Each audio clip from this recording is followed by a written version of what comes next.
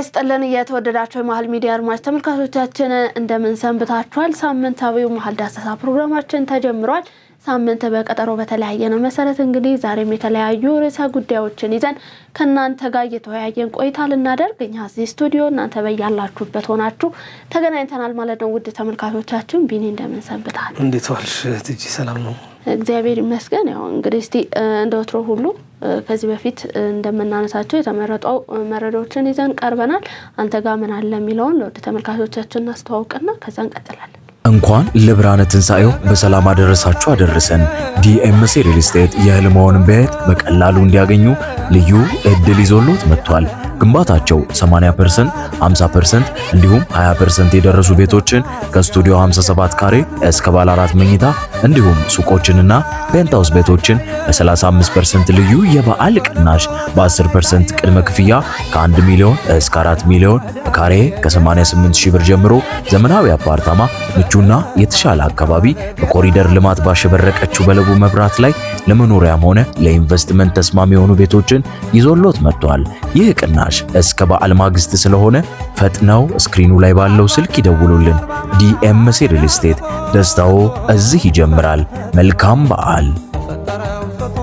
እንግዲህ እኔ ጋር ካሉ መረጃዎች መካከል አንደኛው የመከላከያ ጉዳይ የተመለከተ መረጃ አለ። ከዛ ውጪ በጋሞ ዞን የተፈጥሮ አደጋ የተጎዱ ወገኖችን የተመለከተ መረጃም አለ።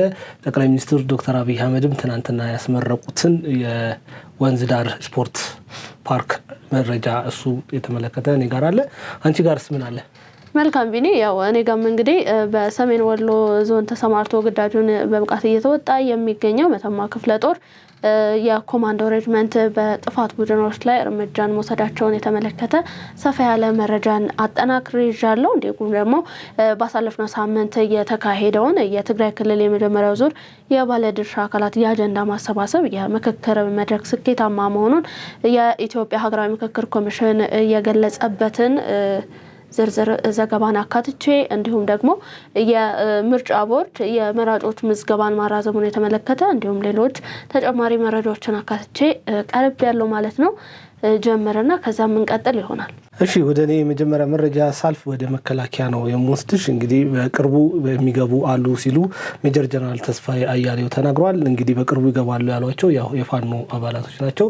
በሰላም ጉዳይ ላይ እየተነጋገሩ ነው። በተደጋጋሚ እጃቸውን መከላከያ እየሰጡ የሚገኙ የፋኖ አባላቶች አሉ። በትግሉ ያላመኑ ከነዛ መካከል በርካቶች ከዚህ በፊት ሲሰጡ ቆይተዋል። አሁንም ደግሞ እንደሚሰጡ ሜጀር ጀነራል ተስፋዬ በስልክ መወያየታቸውን ገልጿል። የ13ኛው እዝ አዛዥ ናቸው እኚህ ሜጀር ጀነራል ተስፋዬ። በጫካ የሚገኙ ታጣቂዎች በሰላም እንዲገቡ ተደጋጋሚ የሰላም ጥሪ ሲቀርብ መቆየቱን ተናግረዋል። በዚህ ምክንያት የተለያዩ የፋኖ አባላት ከመንግስት ጋር ድርድር እያደረጉ እየገቡ ነው፣ አሁንም ይገባሉ የሚል ነው የተናገሩት። በተደረገው የሰላም ጥሪ መሰረት ፍቅሩ ሙልዬና ጓደኞቹ የሰላም ጥሪ መቀበላቸውን ገልጸዋል። የፍቅሩ ተከታዮችም እንደሚመጡ ይጠበቃሉ የሚልም ሀሳብ አንስተዋል። ፍቅሩና ጓደኞቹ እንኳን በደህና መጣችሁ በማለት ፍቅሩን በሀገር መከላከያ ውስጥ እንደነበረም አስታውሷል። ከዚህ በፊት እንግዲህ ፍቅሩ ሙልዬ በሀገር መከላከያ ውስጥ ሆኖ የኢትዮጵያን ዳር ድንበር ሲጠብቅ ነበረ። በኋላ ላይ በፋኖ እንቅስቃሴ ውስጥ የተለያየ እንቅስቃሴ ሲያደርግ ቆይቷል ላለፉት 3 ዓመታት። አሁን ደግሞ ከመከላከያ ጋር ድሮ ወደነበረበት ወደሚያውቀው ሀገርን ወደሚጠብቅ ታላቁ ተቋም ተመልሷል ማለት ነው። ፍቅሩ ሙልዬ የአማራ ሕዝብ ከዚህ በኋላ የጦርነት ቀጠና መሆን የለበትም ያሉት አዛዡ ሰላምን እንፍጠር በሚሉ ምክክሮች ተስማምቶ ሰላምን ፈልጎ በመምጣቱ እንኳን ደህና መጣ ማለት እፈልጋለሁ ሲሉ በድጋሚ ለፍቅሩ ሙልዬ ያላቸውን ሀሳብ ገልጿል። እኔ ጋር ያለው ሀሳብ ይሄ ነው። እንግዲህ በፍቅሩ ሙልዬ አላበቃም፣ ሌሎች ታላላቅ አመራሮች እንደሚመጡ ፍንጭ ሰጥተዋል ማለት ነው። ሜጀር ጀነራል ተስፋዬ አያሌው ወደ አንቺ ልመልስሽ። መልካም ቢኒ፣ ያው እኔ ጋር ወዳለው ወደ መጀመሪያ መረጃ ሳልፍ እንግዲህ በሰሜን ወሎ ዞን ተሰማርቶ ግዳጁን በብቃት እየተወጣ የሚገኘው መተማ ክፍለ ጦር በላስታ ወረዳ በድብቅ ሲጓጓዝ የነበረን ክላሽና ሽጉጥ በቁጥጥር ስር መዋሉን የክፍለ ጦሩ አዛዥ የተናገሩበት ሁኔታ ነበረ። ባሳለፍነው ሳምንት ቢዲ አዛዡ የክፍለ ጦሩ ሰራዊት እንግዲህ የሰላም ዘብነቱን አጠናክሮ በመቀጠል ዛሬም ሆነ ነገ ትንኮሳዎችን በብቃት እየመከተ የተሰለፈበትን ዓላማ በስኬት ያጠናቅቃል ሲሉም ገልጸዋል ማለት ነው። በሌላ ዜናም እንግዲህ የኮማንዶ ሬጅመንት በሰሜን ሸዋ ዞን ጫጫ ወረዳ በጥፋት በማንሳት ቡድኑ ላይ እርምጃ መውሰዱን የሚመለከት መረጃ ባሳለፍነው ሳምንት የወጣበት ሁኔታ ነበረ።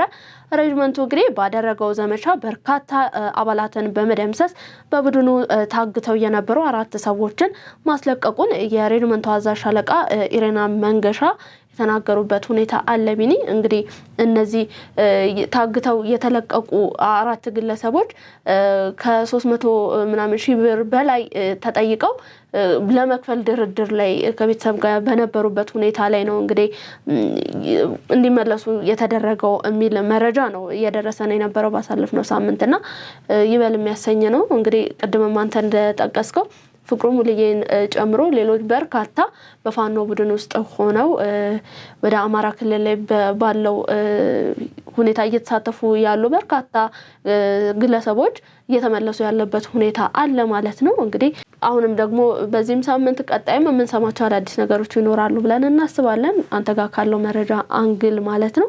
እኔ ጋር የነበረው የመጀመሪያ መረጃ ይሄ ነው። ወደ አንተ እንቀጥል። እንግዲህ ወደ እኔ ሁለተኛው መረጃ ሳልፍ በጋሞ ዞን የተፈጥሮ አደጋ የተጎዱ ወገኖችን በዘላቂነት ለማቋቋም በሚደረገው ጥረት የምክር ቤቱ ድጋፍ ተጠናክሮ ይቀጥላል ሲሉ የህዝብ ተወካዮች ምክር ቤት ምክትል አፈ ጉባኤ ሎሚ በዶ ገልጸዋል። የህዝብ ተወካዮች ምክር ቤት በጋሞ ዞን የተፈጥሮ አደጋ ጉዳት ለደረሰባቸው ወገኖች የ10 ሚሊዮን ብር ድጋፍ ማድረጉ ተሰምቷል። እንግዲህ በዚህ ሳምንት ማለት ነው።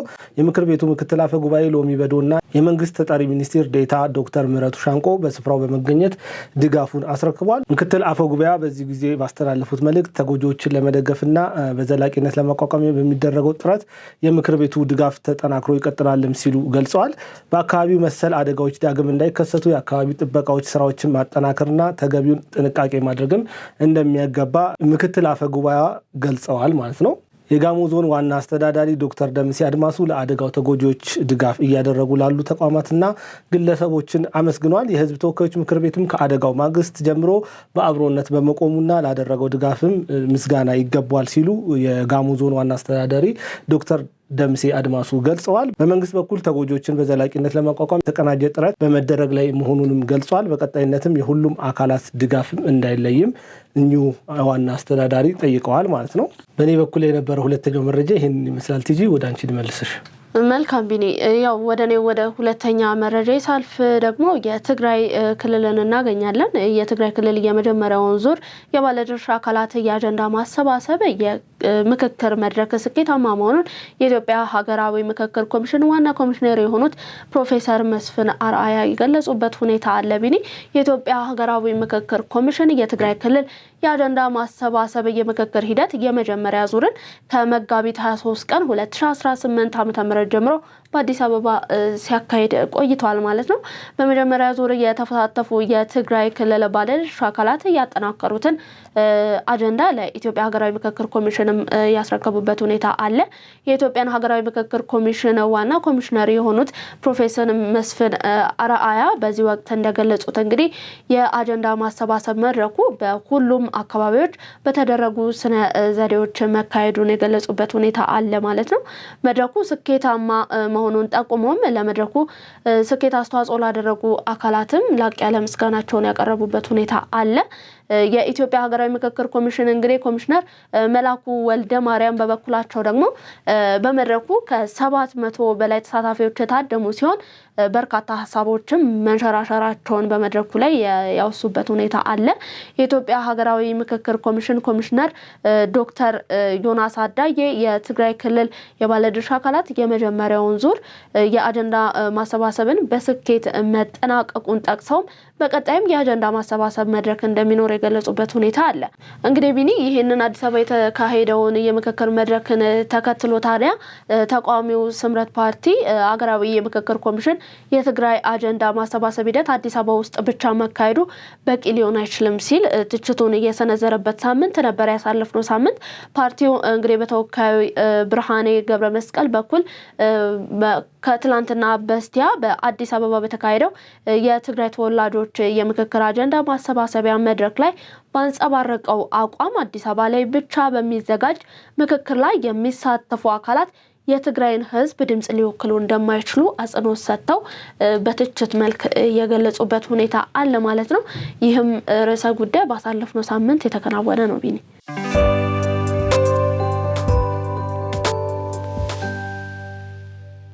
ኦኬ ወደ እኔ ስመለስ ደግሞ ጠቅላይ ሚኒስትር ዶክተር አብይ አህመድ በኢትዮጵያና በአፍሪካ የሳይንስ ስነ ምህዳር ውስጥ አዲስ ምዕራፍ የሚከፍት ዘመናዊ የምርምር ማዕከልን መርቀው መክፈታቸው ተሰምቷል። ትናንትና ማለት ነው። ጠቅላይ ሚኒስትሩ በማህበራዊ ትስስር ገጻቸው ባስተላለፉት መልእክት በአርማወር ሃንሰን የምርምር ተቋም ቅጥር ግቢ ውስጥ የተገነባው ይህ ዘመናዊ ተቋም ከመሰረተ ልማት ግንባታ ባለፈ ራሱን የቻለና ጤናማ የሆነች ኢትዮጵያ እውንን ለማድረግ የሚተጋ የላቀ የእውቀት ማዕከል ነው ሲሉ ገልጿል። እንግዲህ የምርምር ማዕከሉ 40 ላቦራቶሪዎችን የላቁ የጂኖሚክስ እና የባዮ ኢንፎርማቲክስ ቦታዎችን እንዲሁም በሀገር ውስጥ የሚመረቱ መድኃኒቶችን ጥራትና ብቃት የሚያረጋግጥ የባዮ ኢኩቫለንስ ማዕከልን ማካተቱን ገልጸዋል። በተጨማሪም ተቋሙ ለድንገተኛ አደጋዎች ዝግጁነትና ምላሽ የመስጠት አቅምን በመገንባት ረገድ እንደ ማገር ሆኖ ያገለግላልም ሲሉ ነው በማህበራዊ ድረገጻቸው ላይ ባስተላለፉት መልእክት የገለጹት። ጠቅላይ ሚኒስትሩ ቀጠል አድርገውም ባስተላለፉት መልእክት ላይ ምርምርን ወደ ፖሊሲ ፈጠራና ደግሞ ተግባራዊ መፍትሄ በመቀየር ይህ ማዕከል በመድኃኒት ምርት ራሳችንን ለመቻል ዘላቂ የጤና ደህንነት ለማረጋገጥና ከሁሉም በላይ ደግሞ እስካሁን ያስመዘገብናቸው ስኬቶች ይበልጥ ለማሳደግ የሚረዳ ትልቅ እርምጃ ነው ሲሉ ገልጸዋል። ጠቅላይ ሚኒስትሩ ማለት ነው። እንግዲህ ጠቅላይ ሚኒስትሩ በማህበራዊ ድረገጻቸው ያስተላለፉትን መልእክት ነው ያጋራሁሽ። ቲጂ ወደ አንቺ ልመለስ። መልካም ቢኒ፣ ያው ወደ እኔ በቀጣይነት ወደ ያስኩት መረጃ ሳልፍ ምርጫ ነው የምናገኘው። ቢኒ እንግዲህ በስፋት ኢሹ ሆኖ ያለው ከረንት መነጋገሪያ ጉዳይም የምርጫ ሂደቱ ነው ማለት ነው። በትላንትናው ዕለት እንግዲህ የተሰማ አንድ መረጃ አለ። ምርጫ ቦርድ የመራጮች የምዝገባ ቀን ገደብን ማራዘሙ ተገልጿል። በትላንትናው ዕለት የኢትዮጵያ ብሔራዊ ምርጫ ቦርድ የ7ኛው ጠቅላላ ሀገራዊ ምርጫ የመራጮች ምዝገባን እስከ ሚያዝያ 14 ቀን 2018 ዓመተ ምህረት ድረስ ማራዘሙን በትላንትናው ዕለት ባወጣው መግለጫ ያሳወቀበት ሁኔታ አለ። መራጮች የምዝገባ የጊዜ ሰሌዳ የተያዘለት እስከ መጋቢት 28 ቀን 2018 ዓመተ ምህረት ነበር። አሁን ደግሞ ካለው ሁኔታ አንፃር እንዲሁም ደግሞ ብዛት ያው ሰው ለመምረጥ እንቅስቃሴ እያደረገ ነው፣ እያስተዋለን እንዳለ ነው። በተለያዩ ዜናዎችም ላይ እያካተተን እንዳለን እኛንም እየወጣም እንዳለው ቢኒ ግን ያንን ጊዜ መግፋት ያስፈለገበት በስፋት እንግዲህ የምርጫ ካርዱን ለመውሰድና ለመመዝገብ ጊዜ እንዲያገኝ ጊዜ የተሰጠበት አይነት እንደሆነ ነው እኛም የምንወስደው። ስለዚህ እስከ መጋቢት 28 ድረስ የተያዘለት ጊዜ ገደብ አሁን ወደ ሚያዝያ 14 ድረስ የተራዘመበት ሁኔታ በትላንትናው ዕለት ምርጫ ቦርድ ባወጣው መግለጫ ያሳወቀበት ሁኔታ የኔ የሶስተኛ ምዕራፍ አጀንዳ ነበር።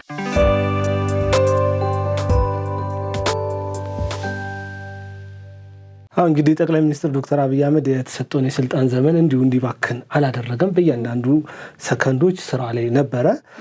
ከነዛ መካከል እንግዲህ የእንጦጦ፣ የአንድነት፣ የፒኮክ እና የወዳጅነት ፓርክ የተሰሩበት አመት ነው።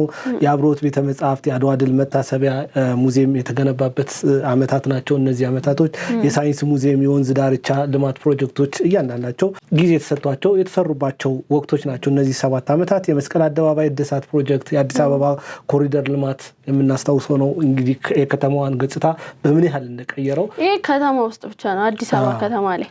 አዎ የለጋር የተቀናጀ ፕሮጀክት እሱም የተሰራበት ነው። ገበታ ለሀገር ፕሮጀክት ላይ ኮይሻ፣ ወንጪ፣ ጎርጎራን የመሳሰሉ ታላላቅ ሪዞርቶች ተገንብተዋል። የአረንጓዴ አሻራ መርሃ ግብር በጣም በስፋት በየአመቱ ትኩረት ተሰጥቶት ከተሰራባቸው ትልልቅ ስራዎች መካከል አንደኛው ይሄ ነው። እንደውም በዚህ ጠቅላይ ሚኒስትሩም ተሸላሚ ሆኗል። የታላቁ የኢትዮጵያ ህዳሴ ግድብ የተጠናቀቀበት በዚሁ 7 አመት ውስጥ ነው። የስንዴ ምርት ለኤክስፖርት ማብቃት የተቻለበት ወቅት ነው። የሌማት ትሩፋት ሀገራዊ ንቅናቄ ፕሮጀክቶች ተቀርጸው እንደ መሶብ አይነት የተቀናጀ አንድ ማዕከል አገልግሎት የተጀመረበት ነው። ብሔራዊ ዲጂታል መታወቂያ እንደ ፋይዳ አይሉት የተጀመረባቸው አመታቶች ናቸው። የዲጂታል ኢትዮጵያ 2025 ስትራቴጂክ የቴሌኮም እና የባንክ ዘርፎች ለውጭ ገበያ ክፍት እንዲደረግ እንደውም ሳፋሪኮምም እንዲገባ የተደረገበት መንገድ ይሄኛው ነው። የኢንዱስትሪ ፓርኮች ግንባቶችና ማስፋፊያዎች፣ የቦሌ ዓለም አቀፍ አውሮፕላን ማስፋፊያም ፕሮጀክት የተቀረጸበትና ወደ ስራ የተገባበት አመታቶች ናቸው። እነዚህ አመታቶች የኃይል ማመንጫ ፕሮጀክቶች በተመለከተ ገናሌ ዳዋ 3 እና ኮይሻን የተመለከቱ ስራዎች እየተሰሩ ናቸው። የታዳሽ ኃይል ምንጮች ማስፋፊያ፣ የማዕድን ዘርፍ ማሻሻያና የልማት መከላከያ ኢንዱስትሪ አቅም ከመገንባት አንጻር በጣም በርካታ ስራዎች የተሰሩባቸው አመታቶች ናቸው። ለዚህ ነው ምንም ደቂቃ አልባከነችም የምንለው። በየደቂቃው ስራዎች ሲሰሩ ነበሩ። 24/7 የመስራት ልምድ ራሱ የመጣው በዚህ 7 አመታት ውስጥ ነው። የትምህርት ካሪኩለም ማሻሻያ ተደርጓል። ሀገር አቀፍ የተማሪዎች ምገባ ፕሮግራም ተጀምሯል። ምን ያህል ሪሊፍ እንደሰጠ እናስታውሳለን። ለማህበረሰቡ በተለይ ለመንግስት ትምህርት ቤት ለሚያስተምሩ ወላጆች በጣም እረፍት የሰጠ ነገር ነው። የሲቪል ሰርቪስ ማሻሻያ ፕሮግራም የተደረጉባቸው ነው። እነዚህ ብቻ አይደሉም፣ በርካታ ስራዎች ተሰርተዋል። በዚህ ውስጥ ግን ሁሉም ነገር ቀላል ሆኖ አይደለም ሲሰራ የነበረው። የሚገርምሽ ነገር ከበርበራ ወደብ ተነስቶ ወደ መዲናችን አዲስ አበባ የሚመላለስ ፈጣን የኤሌክትሪክ ባቡር ግንባታ ውጥን የተጀመረበት በዚሁ 7 አመታት ውስጥ ነው። 8ኛውን እየጀመረን ስለሆነ ከዛው 2 ጊዜ ለመንግስት ሰራተኞች የደሞዝ ጭማሪ የተደረገባቸው ወቅቶች ናቸው። ባለፉት ከህወሓት ጋር ከፋኖ ጋር ከሸኔ ጋር እለት ተዕለት ጦርነት እየተካሄደ ነው። እነዚህ ሁሉ ስራዎች የተሰሩት የፕሪቶሪያ ስምምነት የተፈጸመበት ነው። ኢትዮጵያ ወደብ እንደሚያስፈልጋት የተናገረችበት ዓመተ ምህረት ነበረ። እነዚህ በርካታ ደግሞ በዲፕሎማሲው ረገድ ደግሞ እነ ኢማኑኤል ማክሮን ከፈረንሳይ ወደዚህ ወደ ኢትዮጵያ የመጡበት ወቅት ነው። ጣሊያኑ ጠቅላይ ሚኒስትር ወደ ኢትዮጵያ የመጡበት ነው። እነ ፑቲን እነ ሺጂፒንግ በርካታ ናሬንድራ ሞዲ፣ የቱርኩ ረሲብ ኤርዶሃን፣ የእስራኤሉ ቤንያሚን ኔታንያሁ እነዚህ ሁሉ ታላላቅ አመራሮች ወደ ኢትዮጵያ የመጡባቸውና ከኢትዮጵያ ጋር ስራ ለመስራት የተሳሰሩበት ይሄም ከዲፕሎማሲው አንፃር የተሰራ ትልቅ ስራ ነው። አዎ እንዲሁም ከብሪክስ እና ከአይኤምኤፍ ጋር በጋራ መስራት እንደሚቻል ከዛ አልፎ ተርፎ ኢትዮጵያ በጂ20 ሀገራት ላይ በስብሰባ እንድትካፈል የተመረጠችበት ሁኔታም ያለ አመታት ነበሩና በርካታ ስራዎችን ሰርተዋል ጠቅላይ ሚኒስትር ዶክተር አብይ አህመድ።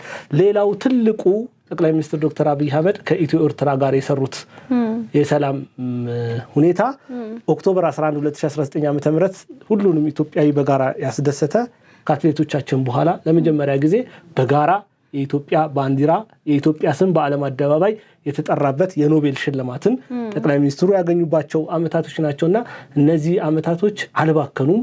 በየጊዜው ስራ ናቸው፣ በየጊዜ ለውጥ ነው። ግን በአንድ እጅ እየተሰራ በአንድ እጅ ደግሞ ያው የጦርነት ጉዳይ አለ። ሰላሙን ቢመጣ ብዙ በርካታ ስራዎች እንደሚሰሩ ያለፉት 7 አመታቶች ማሳያዎች ናቸው። በእኔ በኩል የነበረው ጠቅላይ ሚኒስትሩ በተመለከተ ያለኝ መረጃ ይሄ ነው። አዎ እንግዲህ ቢኒ አንተም ያለፉትን 7 አመታት በስፋት አስዳሰህናል፣ እጅግ እናመሰግናለን። ወደ መጨረሻው መረጃ ሳልፍ እንግዲህ ወደ ሩሲያ ነው የምናልፈው። በሩሲያ ወታደራዊ አውሮፕላን ተከስክሶ በውስጥ የነበሩ ሰዎች ህይወት ማለፉ እየተሰማው ባሳለፍነው ሳምንት ነው። የሩሲያ ወታደራዊ አውሮፕላን በክሪሚያ ግዛት ተከስክሶ እንግዲህ ሁሉም ተሳፋሪዎችና የበረራ ሰራተኞችን ጨምሮ ህይወታቸው ማለፉ ተሰምቷል። የሩሲያ መከላከያ ሚኒስቴር እንዳሳወቀው እንግዲህ ኤን26 የተባለው ወታደራዊ አውሮፕላኑ 23 ተሳፋሪዎችን እንዲሁም ደግሞ 6 የበረራ ሰራተኞችን አሳፍሮ ነበረ ቢኒ ሲጓዝ የነበረው። አውሮፕላኑ በክሪሚያ ግዛት ያለፈ በነበረበት ወቅት የግንኙነት መስመሩ መቋረጡን ሚኒስትሩ ገለጸ። ከዛም በኋላ እንግዲህ መከስከሱ የታወቀበት ሁኔታ ነው ያለው። እናም በአካባቢ የተሰማራው እንግዲህ የነፍስ አድን ቡድንም በአደጋው ሁሉም ተሳፋሪዎችና የበረራ ሰራተኞች ህይወት ማለፉን ያረጋገጡበት ሁኔታ አለ። ትንሽ አሰቃቂ አደጋ ነው ቢኒ ከወደ ሩሲያ የተሰማው። እንግዲህ ለዛሬ ያስኩት መረጃዎቼ እዚህ ላይ ያበቃል። እኔ ወደ አንተ እንቀጥልና እናጠቃለን። የኔ የመጨረሻው መረጃ እንግዲህ የአሜሪካው ፕሬዝዳንት ዶናልድ ትራምፕ የአሜሪካን ጦር በ2 ወይም በ3 ሳምንታት ውስጥ ኢራንን ለቆ እንደሚወጣ ማስታወቃቸውን የተመለከተ ዜና ነው። ትራምፕ በዋይት ሃውስ በሰጡት መግለጫ የአሜሪካን ጦር በኢራን ውስጥ የሚያካሄደውን ወታደራዊ ዘመቻ በጣም በቅርቡ እንደሚያጠናቅቅ ይኸውም ከ2 ወይም እስከ 3 ሳምንት በሚፈጅ ጊዜ ውስጥ ኢራንን ለቀው ይወጣል የሚል መግለጫ ሰጥቷል። ጦርነቱን ተከትሎ በዓለም አቀፍ ደረጃ የነዳጅ ዋጋ በከፍተኛ ሁኔታ መጨመሩን ያወሱት ፕሬዝዳንቱ አሜሪካን ከኢራን መውጣቷ የነዳጅ ገበያውን እንደሚያረጋጋውም ገልጸዋል ማለት ነው። ይሄ ጉዳይ እንግዲህ እኛ ሀገርም በጣም ከፍተኛ ችግር ይዞ መጥቷል። እንደ ሀገር የነዳጅ መወደድ ደግሞ ብዙ ነገሮችን ይዞ ነው የሚመጣው። እያንዳንዱ ጓዳችን ውስጥ ገብቷል። የኢራን አሜሪካና እስራኤል ጦርነት ችግሩ በየቤታችን ገብቷል። በአሁን ሰዓት እያየነው ያለነው የነዳጅ ዋጋን ለመቀነስ ማድረግ ያለብን ብቸኛው ነገር ኢራንን ለቆ መውጣት ነው። ያንን ደግሞ በቅርቡ እናደርገዋለን ሲሉ ትራምፕ አስታውቋል ማለት ነው። ሌላ ትኩረትን የሳበው የትራምፕ ንግግር የዓለም የነዳጅ አቅርቦት የሚያስተላልፈውን የሆርሙዝ የባህር መተላለፊያ ደህንነት የሚመለከት ነው። ትራምፕ የባህር መስመሩን ክፍት የማድረግ ኃላፊነት በአሜሪካ ላይ ብቻ መውደቅ የለበትም ሲሉም ተናግረዋል ማለት ነው። በእኔ በኩል ያለው መረጃ ይሄ ነው። መልካም ቢኒ፣ እስቲ እዚህ ጋር ትንሽ እንቆይና ወደ መካከለኛው ምስራቅ ጦርነትን ስናነሳ ያው አሁን ያልከው የትራምፕ ንግግር አለ። ፕላስ ደግሞ በትናንትናው ዕለትም አንድ አነጋጋሪ መረጃ የወጣበት ሁኔታ አለ። አሜሪካ የ48 ሰዓታት የተኩስ አቁም ስምምነትን እንዲደረግ የጠየቀችበት ሁኔታ አለ።